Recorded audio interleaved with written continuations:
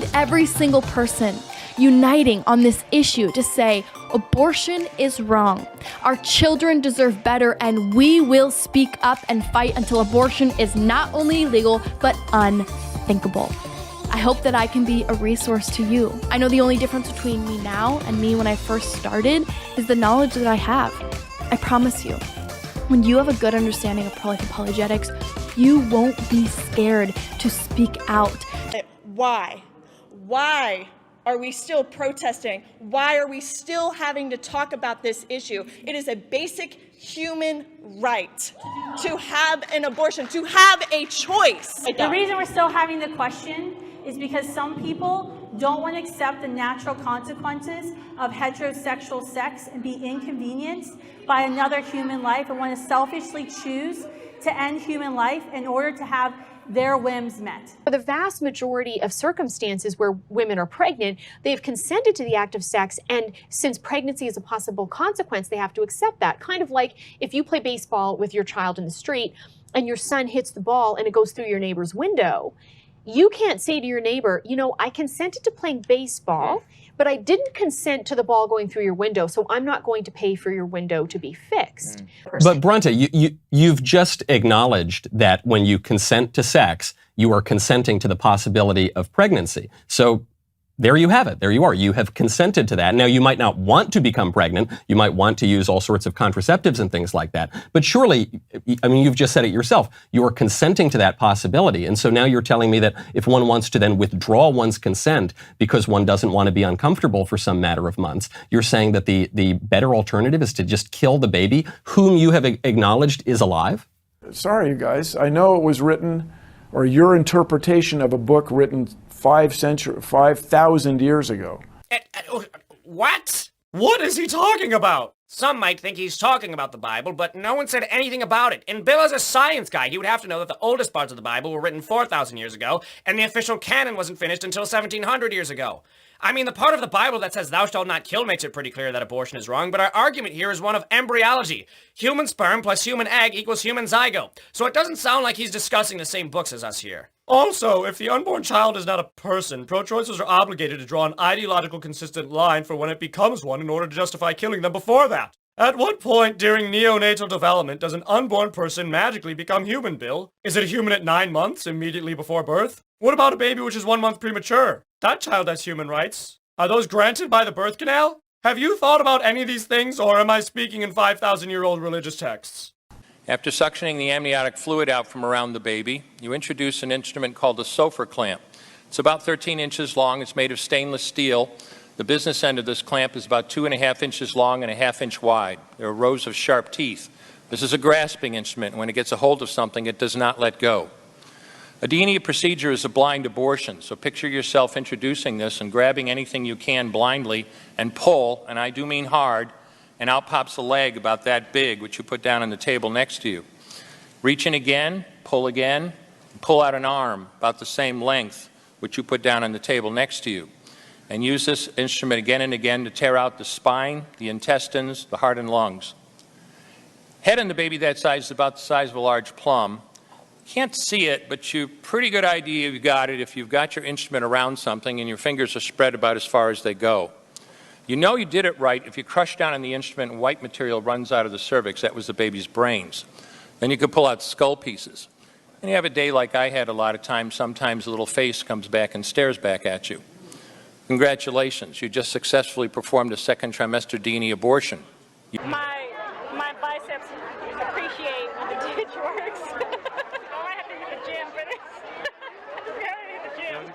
That's a former medical director of a Planned Parenthood saying she needs to go to the gym to perform a dismemberment abortion with forceps. Dr. Deshawn Taylor describes how to deliver babies intact during late-term abortions, allegedly in order to harvest body parts. Late-term abortions are wrong, and polls show more women think that it's wrong than even men. So, you know, it's interesting because until this memo was leaked and we found out that now, unless something very unforeseen happens, the Supreme Court is going to undo Roe versus Wade after 49 years, we haven't really been focusing on it. Or maybe I'm projecting. I guess I haven't been enough because I learned things this week, because this put it on the front page, that are pretty basic things that I did not know about abortion. Like in Europe, the modern countries of Europe, way more restrictive than we are, or what they're even proposing. If you are pro-choice, you would like it a lot less in Germany and Italy and France and Spain and Switzerland. Did you know that? I didn't know that. I didn't know that. That's right. Okay. I learned most people who are pro-life are women. Did not know that. That's crazy. I would want to kill myself if I was that baby. Excuse me, ma'am. Imagine. What did you say? Huh? What did you want to I said imagine using your child for political shit. What did you say? You'd want to kill yourself? I'm saying if I was that child, I'd probably want to kill myself, yeah. Yeah, that's kind of a trigger. Can I ask you, what are you doing? Are you using an ultrasound? Yeah, we were trying to find her heartbeat. Yeah. You're going to project it? Yep. And why are you doing that? To show that my daughter is a real human.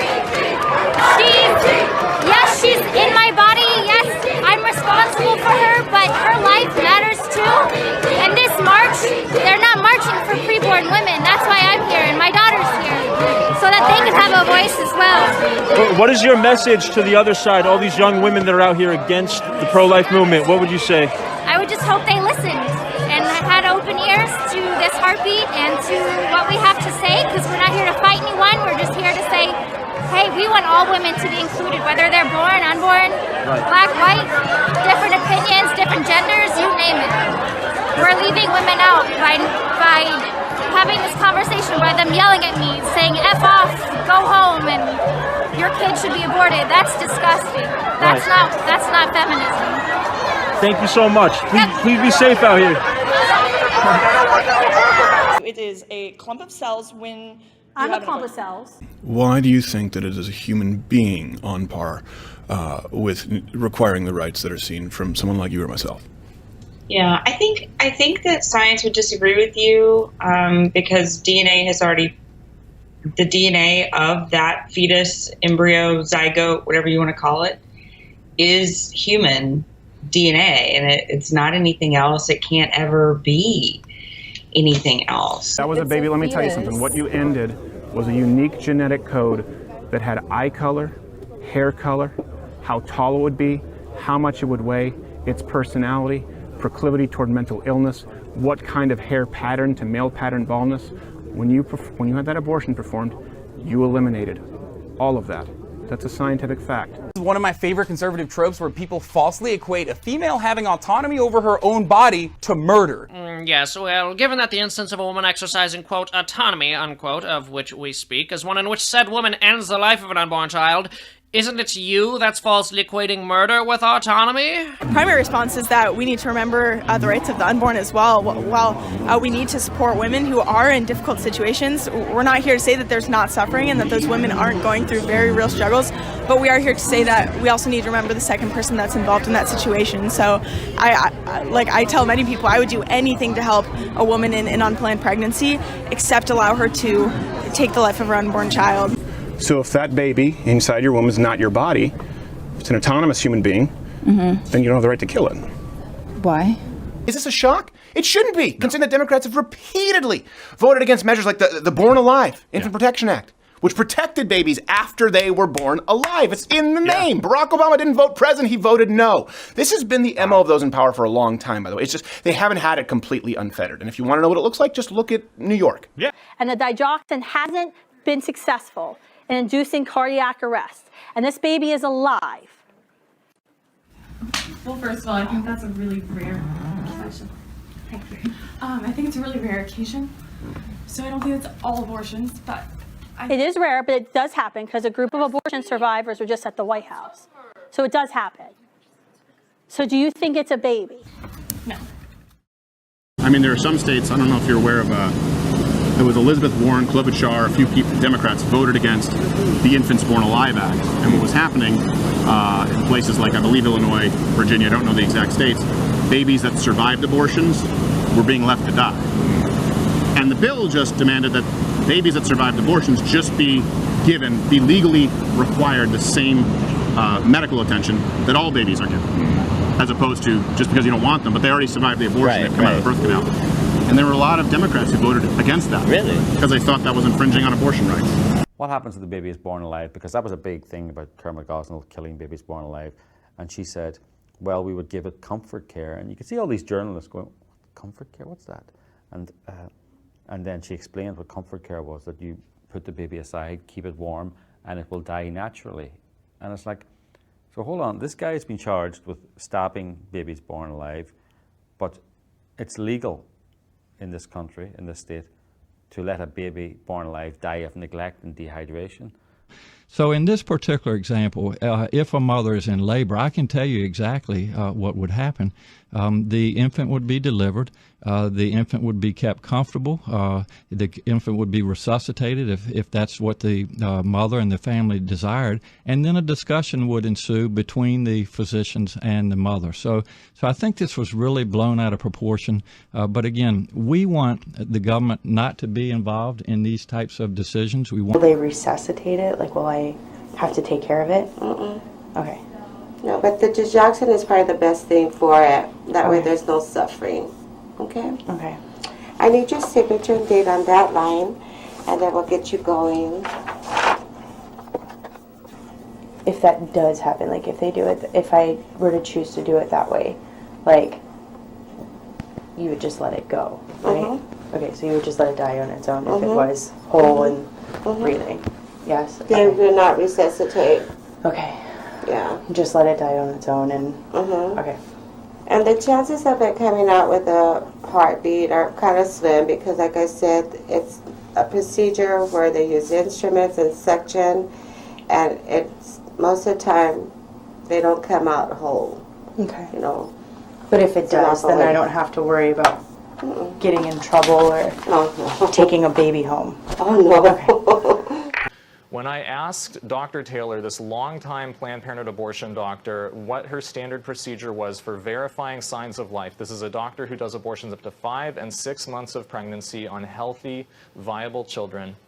Her response was, well, the key is you need to pay attention to who else is in the room with you. And that was one of about 3 times when we talked to her when she made comments about paying attention to who else was in the room or paying attention to the reactions of the other staff workers in the clinic that they might have to seeing a viable late-term fetus come out in one piece. Is there any standard procedure for verifying signs of life? Well, the thing is, That doesn't go in a chart. I mean, the key is you need to pay attention to who's in the room, right? Technically, legally we would be obligated to help it, to survive, but, it probably wouldn't. It's all in how vigorously you do things to help a fetus survive at this point. We would not help it. Okay. Let's say we wouldn't intubate. Okay. Okay. So you would make sure it Yeah, we wouldn't do any extra. It's like yeah. Absolutely. Can you briefly share with us what you witnessed as a nurse? I was a nurse in 1999 at Christ Hospital in Oak Lawn, Illinois, when I discovered the hospital was not only involved in late-term abortions, but sometimes babies survived. And if they survived, they were shelved to die in the soiled utility room. Like, what if it was like twitching or like something like that?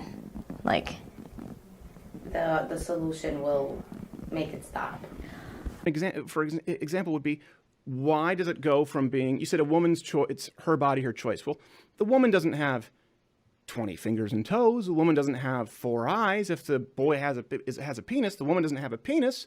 This is a different body in her. This is not, she is not choosing. The point is, this is not her body. This is a separate body and a separate life. What, for you, logically, how do you argue it goes from day 39, not a life, to day 40, a life? He'll concede that it's a living human, but he'll say, okay, fine, it's a living human, you're right about that, but it's not a person. And he'll say that it's not a person because it's still developing and it is entirely dependent on its mother for survival, and this, he will say, means that it lacks moral standing. But this view that personhood is acquired by degree and that it's forfeit if you are entirely dependent on someone else for survival clearly implicates more than just the unborn. It would seem that the sick, the infirm, the disabled, the elderly would all get caught up in this net. Can we kill born people who are dependent on heart pacemakers, kidney machines, insulin, life support, and caretakers? Like the child in the womb, they're dependent on someone or something else without which they cannot continue to live. Not only does viability have nothing to do with being status as living or non-living, but for someone who claims to be so hyper-compassionate that they believe it's evil for taxpayers to feel they aren't responsible for strangers on welfare, it's odd that he finds it completely acceptable for a woman to allow her child to die because she doesn't want to care for it. I mean, how is a random taxpayer more responsible for a stranger's life than a mother is for her own child's? Let's not sully the thing by injecting logic now. Your thoughts about that? Yeah, it's hard to make a compromise on the basis of viability simply because viability is such a vague standard. First of all, it's never been completely defined what viability constitutes. So some people will say viability outside the womb without mom's help. Well, what about the help of machines? What if we develop artificial wombs? What about all the people? I mean, frankly, a baby outside the womb without mom's help will die also, right? I mean, if you've ever had a young child, you know that children without any care will quickly plot if you don't take care of them. Viability is a very difficult moral standard to uphold. Also, scientifically, it's difficult to uphold it. Also, it's difficult to explain why exactly viability should be the standard for whether or not a human life is valuable or not, specifically in a case when waiting for 2 weeks makes the child viable, for example. So the example that I've used is there are a lot of elderly people who are simply not viable, right? They're on machines. They are being kept alive by those machines. Could you remove those people from machines if 2 weeks from now they're going to recover? The answer would be no, right? I mean, it doesn't make their life worth any less, the fact that they're non-viable at this point. Because how do you sustain life? Like, my newborns aren't sustainable. You can't just have a newborn and they just live on their own, right? Right. They're not sustainable. They need help and assistance to survive. So is a newborn not worthy of life? And then viability. We can kill unborn children through abortion because they're not viable. Now, viability, if you don't know, is this ridiculous subjective term that refers to when the child can survive outside the womb. Problem is, that changes every few years because we develop medical technology that enables us to make unborn children able to survive outside the womb. And the earliest baby to have survived, born, alive, went home, healthy, 21 weeks and 0 days. So we've almost cut gestation in half, the 40 weeks full gestation, 21 weeks. Crazy, wild. We could not do that 10 or 20 years ago. So viability just becomes this totally subjective term that changes, right? So even if you grant that premise, you'd be forced to say that one's natural right to life is conditional upon the brilliance of scientists. Like your actual natural right to life, it changes every few years, dependent on the minds of adults who will or will not develop technology that will make you viable at that stage of development. And usually we go down the trail to viability. Well, it's about viability. Okay, well, viability is circumstantial. A baby today at Lenox Hill Hospital in Manhattan is viable many, many, many, many weeks. Then only 50 years ago in the hills of West Virginia. Then today in the hills of West Virginia. Let alone 200 years ago. Does that mean one's a life and the other one isn't? Why is one life more valuable? Right, and you mentioned that the doctors thought that you might have disabilities from what had happened to you. And you hear some of the Democrats in this case justifying these late-term abortions by saying that they are children that might have disabilities or deformations, but clearly that's not always the case. Sometimes they get it wrong. And you hear a lot of stories from children who were born with disabilities who speak very stunningly about the value of life and about the value of their own lives. And I'm sure as someone who survived an abortion yourself, you feel that it's important to remind people who are pushing this type of legislation about the value of every single life. Born, right? What if the child had been born and then the mother places her child with an adoptive agency and says, I want to have an adoption. Oh, by the way, I was doing crack cocaine the entire time I was pregnant. And this happens, right? And does anyone in the hospital be like, oh, off with that child? No. So allow me to elaborate. If it is born, there's a possibility that the child won't be nurtured, loved, or treated with the proper care that a parent who desires a child would. Now, every child, especially if they're American, has the right to life, liberty, and the pursuit of happiness, but a child that is neglected won't truly inherit these rights. I'm not sure if those on the left make this argument, but it's a question that one of my friends posed, and I didn't really know how to respond to it, but I wanted to hear what you had to say. Yeah, I mean, the basic argument is not a very good one. The reason that it's not a very good one is because I'm a parent, okay? Being a parent is a pain in the ass. I mean, I'll be honest with you. Like, it can be great, but it is a giant pain in the ass. And very often you're unhappy with your children. Very often you feel incapable of ensuring that your children are getting the best possible upbringing. This is what it's called being a parent. Now, I happen to be in a particularly enviable situation, right? I have the ability for my wife to stay at home. I have a support system. We have a nanny, right? We have all sorts of resources that are available. I'm home a lot. We have a lot of resources available to my kid. Now, imagine that you are a single mom and you are impoverished. You're living on food stamps and you're living below the poverty line. And let's imagine not that you're pregnant with a child. Let's imagine that you had the kid and the kid is 1.5 years old, right? You are in the exact same position as the woman who is pregnant, except now the kid has been born. Why shouldn't you be able to kill the kid? I mean, because by the argument is that you're not going to be able to raise the kid in the circumstances proper to the child, guaranteeing them the best possible opportunity. So why is the child's right to life different now that the kid is born than before the kid was born? Because the argument that's being made is not about stage of development, and the argument that's not being made is about bodily autonomy or anything. The argument is about the living circumstances of the child. So if the argument is living circumstances or future living circumstances of the child are insufficient to the needs of the child, therefore you can kill the child, that argument applies equally to kids who are born and kids who are unborn, which leads to the green lighting of infanticide based on circumstance. Again, the key issue with abortion is not the circumstances in which kids grow up, because there are literally billions of kids who are growing up around the planet right now in rather unenviable circumstances, and killing them would be pure murder. The real question about abortion is whether this is a kid or is not a kid, and unless your friends are willing to at least acknowledge that is the question, then this is a secondary question, the living conditions of the kid. That doesn't mean we shouldn't do everything we can to make those living conditions better. It doesn't mean that if you have a kid and you can't take care of it, that you shouldn't give up the kid for adoption. There's a good argument you should. But the tying of social condition to abortion is a particularly egregious moral error. What's the difference then between that example that you were giving with the baby still being inside the womb and it being born? Like, if you're on drugs, you can't support it, can you kill it then? Okay. Do you know the percentage? It could not be less relevant, because you're not justified in killing somebody based on poverty, income, race, sex, gender, period. It's never justified. Some people may suffer. Therefore, the most compassionate thing we can do is kill them. And the very basic question is, can you prescribe anything less extreme? Because that's kind of an extremist position to take, that you may suffer, therefore I must kill you. But I think it's wrong for you to say, you will suffer, therefore I'm going to kill you. Recent BuzzFeed Puff piece, though, on the new CEO, I think, what's her name, Leanna Wen? Is that it?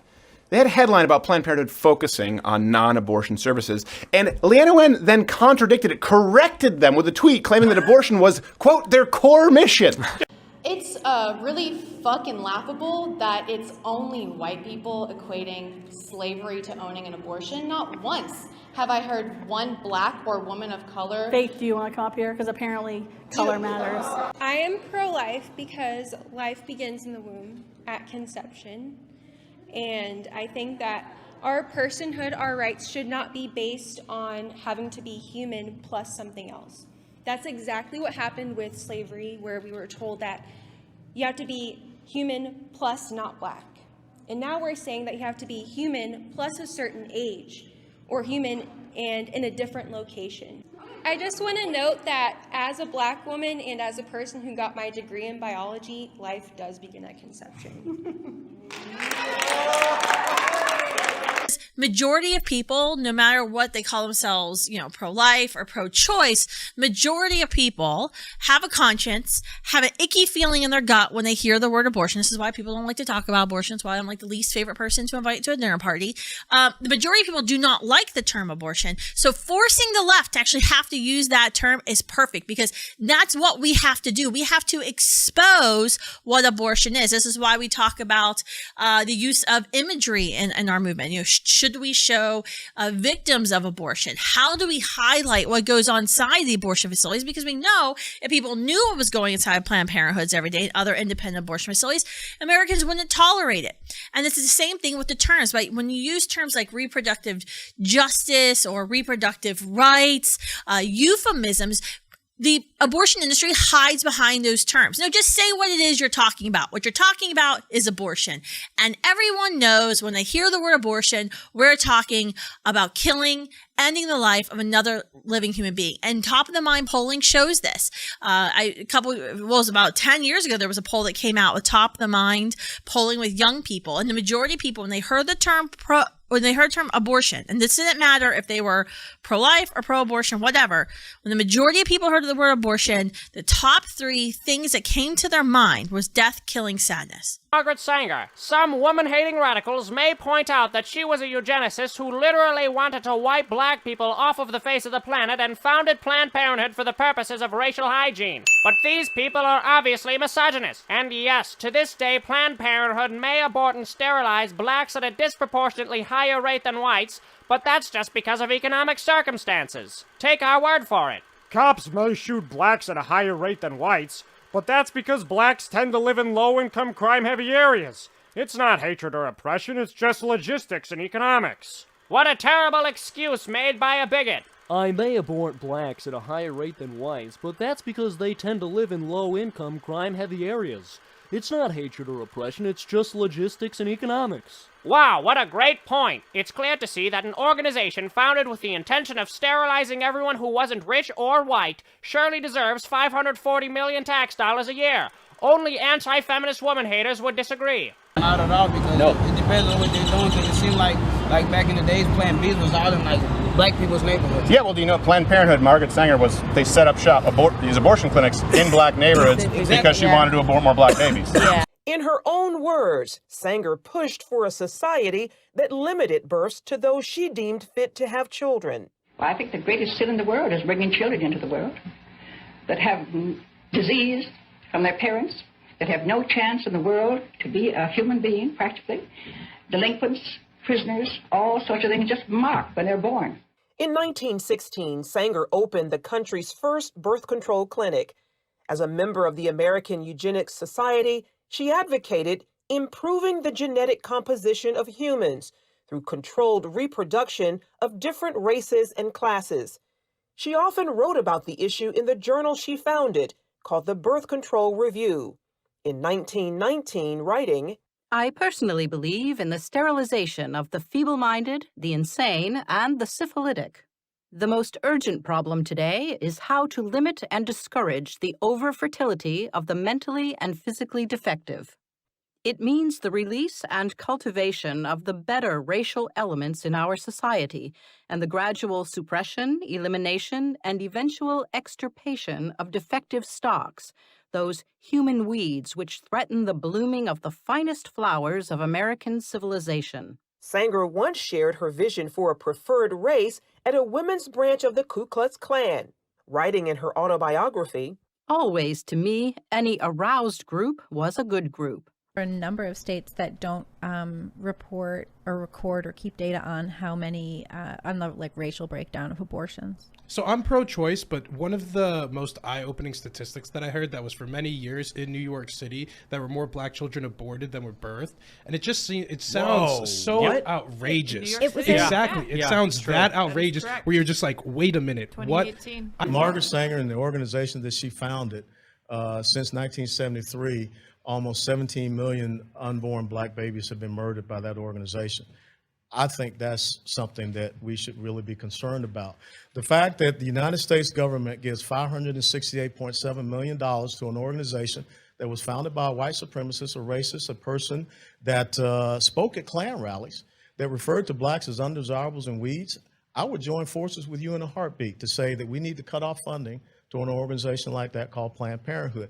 Hello, Autumn. I'm interested in making a donation today. Fantastic. What about abortions for the underprivileged minority groups? Certainly. So the abortion could be, I could give money specifically for a black baby. That'd be the purpose. Yeah, absolutely. If you wanted to designate that you wanted your gift to be used to help an African American woman in need, then we would certainly make sure that gift was earmarked specifically for that purpose. And we just think, the less black kids out there, the better. Understandable. If you specifically wanted to underwrite an abortion for a minority person, you can target it that way. You can specify that that's how you want it spent. Okay, yeah, because there's definitely way too many black people in Ohio, so I'm just trying to do my part. Okay, whatever. Well, blacks especially need abortions too, so that's what I'm trying to do. Well, for whatever reason, we'll accept the money. Lives matter, or just some black lives? The black lives killed by black men matter, right? Yes? The black babies killed in the abortions clinics matter, right? Thought so. The black officers killed by that bastard in Minnesota, that matters too, right? Okay. But the black babies that are killed in the abortion clinics don't matter, do they? Medical people. Do their lives matter? Does the future of our black babies matter? Huh? What's up? What's up? Awful quiet now, aren't they? Uh-huh. It's okay if we kill them in the womb, right? But you have a problem when you don't seem to really have a problem when we kill them on the streets. Yes, well, we know they're the same issue. If we don't respect the lives of our unborn children enough to save them and fight for them, our lives mean nothing once we're born. A fetus is simply a term that identifies the stage of development. You know, it starts with a zygote, and then an embryo, and then a fetus, and then a baby when it's born. But the terms for stages of development continue after birth. You have a newborn, you have an infant, you have a toddler, you have a child, you have an adolescent, you have an adult, you have, geriatric. I mean, it's just a term. I think that's a real one. It's just a stage of development, but does that stage of development mean that baby is not a human? Is it a different species? Because if not, then the stage of development is completely irrelevant. Now, oftentimes what you'll hear is, oh, it's not a human, it's a fetus. Well, that's like saying it's not a human, it's a boomer, okay? This is what maybe kind of works sometimes, but this is a stage of human development. A stage of human development means that it is a human. And we know that it's of the human species because, well, it has human DNA and other human characteristics, but also it was conceived by two human beings, which is a pretty good giveaway there. Two human beings have never in history conceived anything other than another human. Embryo, zygote, fetus, infant, toddler, adolescent, those aren't things we came from. They were people, parts, that's who we are. That's a stage of our development. I didn't come from an embryo. I didn't come from a fetus. I once was one because that's a natural stage of human development. So viability doesn't determine the humanity of that baby, because viability is on a spectrum that we as human beings are chasing. We are trying to develop technology that reduces the number of weeks at which we can define viability.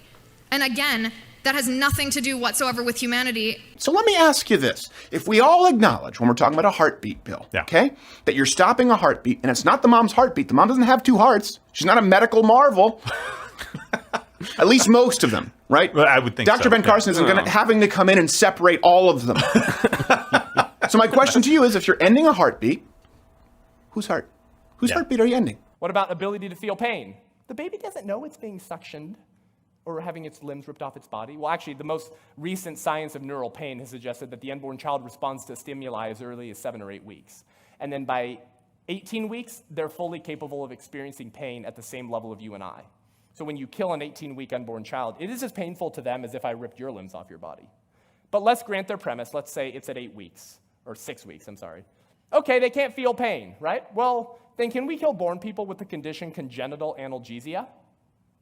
It's a condition in which you cannot feel any pain. And the pro-choicer goes, well, no, I don't think so. Unless I'm wrong about this, throughout the entire history of Anglo-American Western law, only one woman was ever charged with the crime of self-abortion. That specific crime, 1599. You have to go back to the 1500s. No woman ever in the history of modern Western law, as far as I know, let me know if I'm wrong, has been charged with a crime for miscarrying. Well, Mr. Science Guy, let's use our powers of observation to look to parts of the world where abortion is illegal and preborn humans have rights. Are people sued for having miscarriages there? Before Roe v. Wade, did men get thrown in jail for fertilizing an egg that later miscarried? Let's commission a study on that one. I'm sure it's a real tough answer to find. You can't take the life of another human being. Sure I can. If the baby does not come out whole, then the procedure becomes a D&E, a dilation and evacuation. And the abortionist uses clamps and forceps to dismember the baby, piece by piece. As a woman and somebody going into the healthcare field, I personally don't, it's on your opinion on abortion.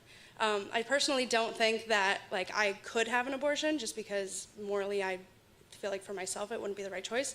But how do you defend your opinion as a white, well-off, religious man? How do you defend your, telling a woman what she can do with her body? Because evil things are still forcing evil, her to- even if I'm a white, well-off religious man. and good things are still good, even if I'm a white, well-off religious man. Why is he even talking about the foster cares? Yeah, you find me a Republican who thinks that the foster care system's just perfect, or thinks that there's no way to improve the foster care. Give me a break. There's no Republican there. It's a complete straw man. And if you really cared about, listen, buddy, we're talking about abortion, and your view on abortion is so hideous, morally idiotic, and unpopular that you don't want to talk about abortion, and you want to move on and talk about foster care. Okay, you want to talk about foster care? Let's talk about foster care. I would love to reform the foster care system. I would love to make it easier for parents to adopt and less expensive for parents to adopt in this country. I would love to make it harder for parents to get divorced in this country. I would love to do all sorts of things that would help families in America. I would love to change aspects of our industrial policy. I would love to change aspects of our trade policy to make it easier to form families. I would love to do all sorts of stuff. If you want to have, you don't want to have that conversation. Now you're talking about guns for some reason, Joy Behar, and we need to talk about guns. No, those are totally separate issues. I'm happy to talk about guns too. But you're all running away from the issue of abortion because you know that your position on it, namely that you should be able to kill a baby 1 minute before he's born, is extremely unpopular and obviously evil and wrong. But the tragic reality is that in treating the unborn as expendable, as literally less valuable than insects and lizards, we have, whether we mean to or not, devalued all human life. If human life is totally worthless at its earliest stages, then it has no inherent worth. Because inherent means that it belongs to a thing by its very nature. Belongs to a thing, in other words, as soon as that thing comes into existence. And if that's the case, if it has no value by its very nature, no inherent worth, then we don't have inherent worth either. They make this claim that third trimester abortion is only necessary in some rare circumstances when the baby's going to die anyway. No, that's not what's actually happening. The Guttmacher Institute, which, by the way, pro-choice, pro-abortion organization, says that the data shows, quote, most women seeking later-term abortions are not doing so for reasons of fetal anomaly or life endangerment. Wow. How late in a pregnancy would your bill apply if a physician was simply willing to certify that the continuation of the pregnancy would impair the mental health of the woman? How late are we talking about? Well, so the way the suggestion that we've made in the bill is to say it's in the third trimester and at the, with the certification of the physician. So how late in the third trimester would you be able to do that? It's very unfortunate that our physicians, witnesses, were not able to attend today to speak specifically. No, I'm talking about your bill. How late in the third trimester could a physician perform an abortion if he indicated it would impair the mental health of the woman? Or physical health. Okay. Okay. I'm talking about the mental health. So, through the third trimester. The third trimester goes all the way up to 40 weeks. Okay. But to the end of the third trimester. Yep. I don't think we have a limit in the bill. So,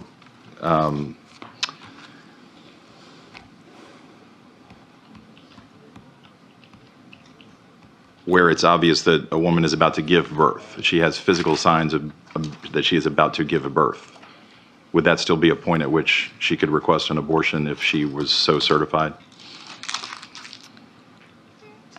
She's dilating.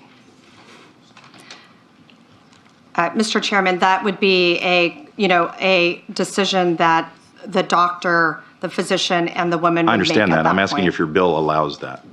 My bill would allow that, yes. I believe that a woman would have the ability and the right to choose what to do with a child before it is born. Even like an hour before birth. I don't think that would ever come up. It has happened before. Has it? Yeah, that's why we had even partial birth abortion procedures that have happened in the past. That's pretty much like once it's ready to be born, then that's when partial. Well, if it was that if the baby was born and was alive, then it would kill the mother, then yeah, I do support that. No, we're not even talking about killing the mother. I'm talking about if it could be done safely, not her health at risk or anything. What's that? I trust the woman to make that decision. There we go. So we move past the question of death and we say, well, really, forget about death for a second. It's just that it's very uncomfortable, and not only uncomfortable for 9 months, it might be uncomfortable for the rest of your life, or it might change your body chemistry, it might change the way you look, or it might change. Is any of that, Bronte, I'll leave you with this because I know we're way over the time. Is any of that an argument? Now that we've kind of chipped away I think at least, it's up for the viewers to decide, chipped away at the constitutional argument or the legal argument or the statistical argument or the argument for mortality. Now we get down to, well, I just don't like what it does to my body. Is that an argument, Bronte, for killing a human being who you admit is alive? Absolutely. So you support laws that allow abortion up until all the way 9 months? I would say.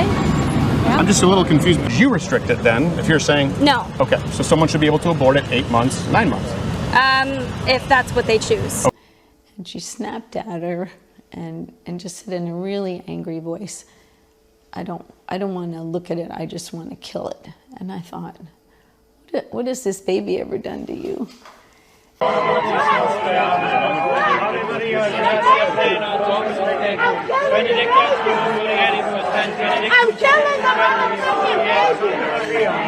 So is it your presupposition that abortion, up until the moment it leaves the birth canal, is acceptable? Sure. 9 months? Sure.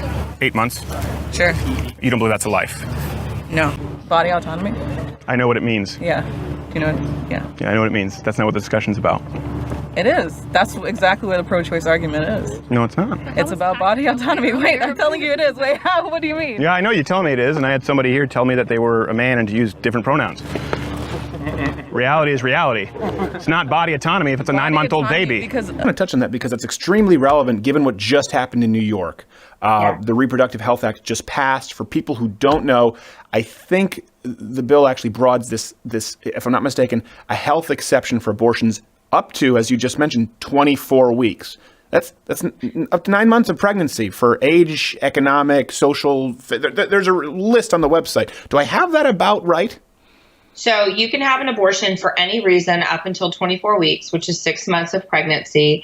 And then after 24 weeks, so from 25 to 40 weeks, so, you know, the date of birth, right. You can have an abortion for basically anything because they quantify it as health of the mother, which can literally be anything. So if I'm feeling stressed, that is impeding my health. Right? If I'm feeling anxious, that's a reason. If my boyfriend ran out on me, certainly that's causing me emotional distress. So that's a reason. So you can now kill a baby through the date of birth in the state of New York. Right. So abortions up to 24 weeks with broad health exceptions up to birth. It's like a medical marijuana card, except killing babies. They're like, well, I got back pain. Give me pot. Yeah. It's like, I got back pain. Kill the baby. Abortions are done through all 9 months of pregnancy, not because of Roe v. Wade, but because of Doe v. Bolte that said for the health of the mother, an abortion can be completed through all 9 months of pregnancy. But the problem was that health was defined as mental health. The bill would have, and I'm reading a quote here, among other things, it would have banned a prohibition. So it would have banned a prohibition. So it would have banned a ban, just to be clear. Basically. It would have disallowed a prohibition on abortion after fetal viability when, in the good faith medical judgment of the treating healthcare provider, continuation of the pregnancy would pose a risk to the pregnant patient's life or health. So really quickly, that means that this Women's Protection Act would allow abortions of babies like that. Now go back to the moment that you emerged from your mother's birth canal. Was that you? Did you have inherent value? Okay, now rewind the clock back just 10 more seconds. Just 10 more seconds. What happened in those 10 seconds? All that happened is you changed locations. That's it. It's still you. So abortion should be allowed then, by your definition, for any reason, for any purpose, at any stage, right? I trust people to make decisions about their body, and then when relevant, I think that they need to consult their medical practitioners. Okay. And not if it is, Congress. listen, let me just ask you this question. If it is not lawful and morally acceptable to take the life of a 10-year-old child, I assume you agree with that, right? That would be wrong, correct? I believe that. Okay. That is and wrong. a 2-year-old child, same thing. That would be murder. We would all agree that's wrong. Then what is the principal distinction between the human being that is 2 years old, or 9 months old, or 1 week old, or an hour old, than one that is 8 inches further up the birth canal in the utero? What's the difference? Why is it okay in the latter case and not the former cases? I trust people to determine what to do with their own bodies. Wow. Full stop. Using the term pro-choice. But the American public are overwhelmingly against abortion up until birth. It's opposed by 80% or so. Most Americans don't support third trimester abortions. The Democratic platform does. Yeah. What's uglier than swaddling a newborn baby, placing it into a crib in the next room, and then discussing whether you kill it or not? Actually, I promise I'd kill my baby if I got pregnant. I literally would. Are you kidding me? No uterus, no kid. She worked in the intensive care unit for newborns. That's where Altman found herself trying to save babies who were the same age as those she killed. Uterus exists in my body every single month, getting ready for someone else's body. Every single month, my uterine lining is thickening in great expectation for the implantation of the next generation. And I said, therefore, you could say the uterus is unique from all the other body parts in that it exists more for my offspring than for me, and they can therefore claim a right to that in a way the preborn or born couldn't claim a right to. I get your kidney, I get this, I get that. When you start an abortion, you can't stop. You have to keep inventory. You have to make sure you get 2 arms, 2 legs, and all the pieces. Because if you don't, your patient's going to come back infected, bleeding, or dead. So I finished that abortion, and I know it sounds strange to people, but for the first time in my life, I looked. I really looked at that pile of body parts on the side of the table. And I didn't see her wonderful right to choose, and I didn't see what a great doctor I was taking care of her problem, and I didn't even see the $800 cash I just made in 15 minutes. All I could see was somebody's son or daughter. And we were ready. We used a script designed to overcome every single objection. That's what sales is. Overcome the objection and you get the order, in this case, the abortion. Oh, they don't always make that clear? How deceptive. Yes, nothing like Planned Parenthood, which makes it perfectly clear that nearly 25% of their clinic revenue comes from performing abortions, and that they have literal quotas they need to fill by pushing more women towards abortion, whether or not they truly believe it's the right option for them. So I was told to double the abortion quota that we had at Planned Parenthood, the number of abortions that we had to sell to women. I trained my staff the way that I was trained, which was to really encourage women to choose abortion, to have it at Planned Parenthood, because that counts as, towards our goal. I was trained to be a counselor at Planned Parenthood and counsel women who were coming in to have abortions. I was told not to introduce other options to them, because women who come into Planned Parenthood know that they want an abortion. So we do not want to confuse them by giving them other options. They're big on the fetal tissue side of it. It'd be helpful for us to understand volume-wise. I mean, realistically, if we were to do an agreement with you guys, what do we think you could get? I mean, what do you feel like you could get? Volume-wise? Yeah, Okay. on specifically liver tissue, because that's such an area of demand for us. Right. So liver and what about intact specimens? Oh yeah, I mean, if you had intact cases, which we've done a lot, so we've sometimes shipped those back to our lab in its entirety. For example, so I had 8 cases yesterday, and I knew exactly what we needed, and I kind of looked at the list, and I said, all right, this 17-leaker has 8 grams, and this. So I knew which were the cases that were probably more likely to yield what we needed, and I made my decisions according to that too. So it's worth having a huddle at the beginning of the day, and that's what I do. I felt like I was more of a salesman sometimes to sell abortions. And we were told on a regular basis that you have a quota to meet to keep this clinic open. A company like this that wants to give our organization money for the tissue, I think that's a valid exchange, and that's okay. We have independent colleagues who generate a fair amount of income doing this. They want cardiac, or they want eyes, or they want neural. Certainly everything we put, gonads. Oh my God. Yeah. Yeah, and so if we alter our process and we are able to obtain intact fetal cadavers, then we can make it part of the budget. We knew how many people, how many calls they got, and what their percentage of completion was. And their raises were based on the percentage of completed abortions. and they got bonuses. And very quickly, it was no longer about selling abortions to other women. It was about money. It wasn't completely torn up, and its nose was very pronounced. It had eyelids, and its mouth was pronounced. And then, since the fetus was so intact, she said, okay, well, this is a really good fetus, and it looks like we can procure a lot from it. We're going to procure a brain.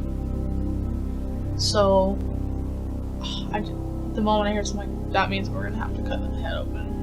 I feel like there's clinics out there that have been burnt that feel like they're doing all this work for research and it hasn't been profitable for them. Really? No, do you feel that way? Sorry, that was. Oh, I thought you were saying that. Yeah, no. Okay, good. Yeah, I was going to say, I don't see that either. I feel like there's clinics out there that have been burnt that feel like it hasn't been profitable for them. I was going to say, I don't see that either. What about consciousness? Oh, the unborn's not conscious, right? Well, neither are our loved ones when they're in a coma. Can we slit their throat? In fact, what if you're in the waiting room with your family having that hard conversation about whether to remove life support or not, because grandpa's in a coma, and then I sneak into the room and I slit his throat beforehand? I guess I haven't done anything wrong, right? Right, pro-choicer? Because he wasn't conscious. In fact, what if you ended up deciding to pull the plug, but I just slit his throat a minute before? The end result was the same. Grandpa died, so therefore it's morally equivalent, right, pro-choicer? And he goes, I think that's different. Yeah, exactly, because you're rejecting your litmus test for personhood this side of the womb. Look outside the window. Experience pain. Yes. A beating heart. Hearing their mother's voice. Mm-hmm. Would these not count as human experiences? Oh, yeah, it does. Okay, so then it's a human that you're killing. Mm-hmm. And you're okay with it. That hasn't had any experience. We just agreed that those are experiences. Yeah, but that child doesn't retain any of that. Well, neither does a 1-year-old. Neither does a 2-month-old baby. So, hey, Ben, my question is, why shouldn't we draw the line for abortion at capacity for consciousness instead of conception? So like in my view, mirror laws ought to conserve beings with capacity for consciousness, and this consciousness arises from like your limbic system and information processing. So this information processing is heavily tied to sensation. Signs of sensation are about 8 to 12 weeks, so why shouldn't we draw the line there instead of conception? Well, so the question is, why should capacity for consciousness be the line, right? Now, the burden of proof is on you to show why capacity for consciousness should be the line, particularly because consciousness is more of a sliding scale. I mean, the fact is that, unfortunately, consciousness is not binary. It's not like you're unconscious week 9, and now week 10, you are a fully conscious human being capable of recognizing your surroundings. That obviously is not true. Babies hold consciousness in a different way than older children do, which is why Peter Singer, the philosopher from Princeton, has suggested that infanticide should be okay up to year 3. And kill babies because they're not self-aware. Right, that's what they say. The unborn doesn't know that they're being aborted. They're not aware of their own existence, so it's fine. That's my litmus test for personhood. Okay, very well. Did you know the most recent scientific evidence has shown that infants are not self-aware until months after birth? Meaning they're not aware of themselves as a unique individual that's never existed before and will never exist again. So can we kill those infants, pro-choicer? Now, unless you're Peter Singer, you probably say no. So they're rejecting the application of their personhood litmus test this side of the womb. You know, it's just, I just don't like, I don't like people telling other people what they can and can't do, but it gets weird when the baby gets like 6 months old. It gets weird when they're really, really pregnant, because in some states, for the longest, I don't know what the rules are now, but I know that some states had late-term abortions, and sometimes you need one for medical reasons, right? Like the woman could die if she gives birth. Like it's a decision that people have to make. Well, if you look back, what was your favorite part of being a fetus? Well, what was your favorite part of being 3? Should I be able to shoot you at 3 because I don't want to take care of you anymore? She was basically using abortion as her birth control. I went to the clinic manager and I said, I don't want to do this. She's just using abortion as birth control. And they said, I didn't have the right to make that decision. Wasn't a judgment that I should be making, and I needed to do the procedure. So far, succeeding in limiting our access to exercise our constitutional right. It's not a constitutional right. By the way, these are the same people who don't believe in the constitutional right to keep and bear arms, which actually is a constitutional right. It's actually spelled out. When we're talking about amendments, it's number 2, right next to number 1, which includes, by the way, freedom of speech, which you also don't believe in. So you're literally stepping, you've heard of stepping over dollars to pick up pennies? You're stepping over rights to grab ones that don't exist. Like, you're deceiving yourself if you say you can kill your baby and it'd be good for you. That's just deception. That's not true. It doesn't register with reality. Mamas, women are not made that way. Women are made to protect and to guard and to die for their babies, not their babies to die for them. I think I've seen really rampant problems with bacteria in certain clinics. Some where you're kind of like in question of really should they, you know, I've seen staff come out of clinics. So, I mean, I've seen all sorts of things come out of clinics. So. It's so common. And if they go to the website, you can look. Almost every single abortion facility has these types of egregious violations on their inspection reports. And I mean, we didn't make it up. It's from the state reports. People can see the official state report right there. It's crazy. It's crazy what they're getting away with. Like, if a hospital was doing this, they would be shut down. Are there lower standards of care for abortion clinics and hospitals? I guess that's the laser question there. Are there lower standards of care and health and how sanitary these conditions can be when compared to a hospital? Yes, absolutely. Human DNA. Control? No, I'm fine. I'm pro-birth control. Why are you pro-birth control if it can? Yeah, let me explain to you why. Because preventing conception is different than aborting after conception. Is it? Yeah, it is. If that's like after the baby is born, how come more people don't care about them? They don't care where they end up in foster care. They don't care about the mother being poor. Like, Okay, I do care about the mother being poor. I do care about foster care. Okay, but why don't you advocate for that though? Because For Planned what? Parenthood is supposed to prevent abortions. Because Planned Parenthood doesn't prevent abortions. They perform hundreds of thousands of abortions a year. They perform 300,000 abortions a year. They're the leading abortion bill in the United States. Evidence for that though. That they perform 300,000 abortions a year from Planned Parenthood. That's my evidence. They don't dispute that. No one disputes that. Like birth control and cancer. I'm not anti-birth control. I know. Birth control is extraordinarily cheap. That provides affordable birth control, which would in turn. Okay, they're not the only people in America who provide affordable birth control. You can go get a pack of condoms down at the local CVS for $12. Condoms great. People need medication too. Yes, and it's true that most forms of birth control are also extraordinarily cheap on an annualized basis. Unless you have a severe problem, most birth control is very cheap and readily available. And I'm not against people going and getting that from Planned Parenthood. As you may have noticed, I'm mostly against abortion. If you want to go to Planned Parenthood and get a contraceptive, go for it. I don't care. I do care when you start killing babies. This is a problem for me. Of course, the pro-choicer never explains why these functions are value-giving in the first place. This is an important point. They never explain why the possession of viability, self-awareness, consciousness, desires, they never explain why the possession of those functions grant value in the first place. But, and this is just a logical conclusion, if an unborn baby does not have inherent value, then human value itself is not permanent or essential, and thus if an unborn baby does not have inherent value, then neither does anybody in this room. And you're realizing you're watching in front of your own eyes play out America's greatest horror story, which is how we butcher children in the name of choice. I think all of us should have a respect for innocent life. With regard to the freedom of the individual for choice with regard to abortion, there's one individual who's not being considered at all. That's the one who's being aborted. And I've noticed that everybody that is for abortion has already been born.